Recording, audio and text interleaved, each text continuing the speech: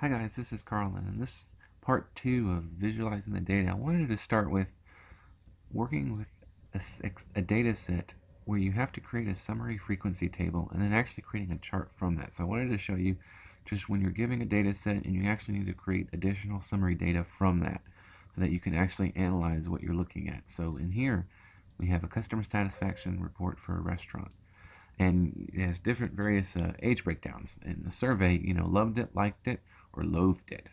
And just you have your totals right here, and you want to have a frequency. So the question is to create a frequency distribution of the response rate across all age brackets. And what you need to do with this is actually create an additional total table. You'll see that you have your totals for the ages, but with this frequency question, you actually need to do a summary total of the rows to actually get the survey responses. So we'll create that right now.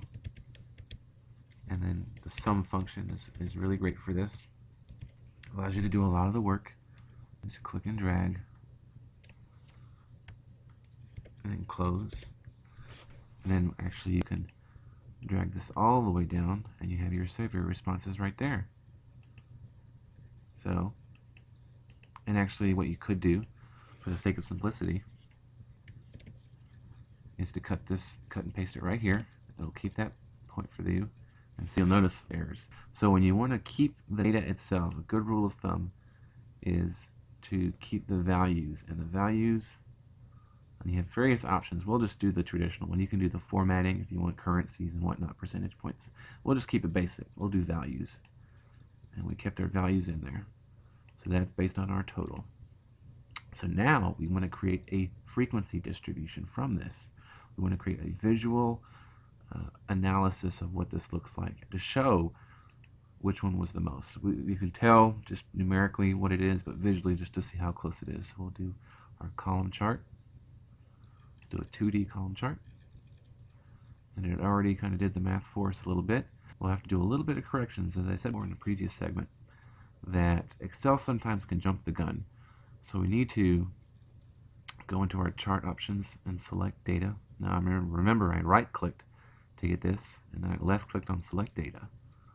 And so we have everything, but we don't need our frequency. We don't need that in there. We just want liked it, loved it, or loathed it. And so you'll see there it is right there. We have our response rate. If we want, we can right-click and then add data labels to give us a sense of what the survey responses are now. And again, it's pretty straightforward. When you can type your title. So it gives you a lot of flexibility and customization. So, and then when you're done with that, you can actually play with the colors. And what we're going to do, as I said before, we're going to create a little bit more of a custom presentation with this. So say you want to actually do this way.